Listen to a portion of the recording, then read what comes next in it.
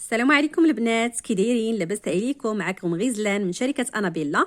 اليوم اخواتي جيت نهضر لكم على هذا الزيت هذا ديال المشمش.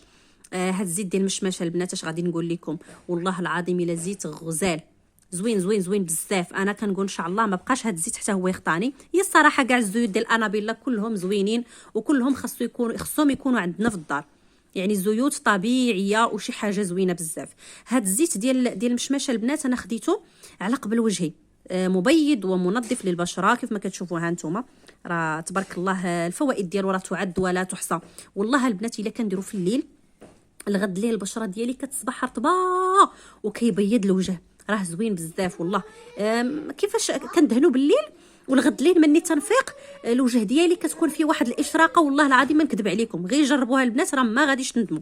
الزيت ديال المشماش الثمن ديالو 55 درهم من شركه انابيلا، زيت غزال. كنتمنى انكم تجربوها البنات.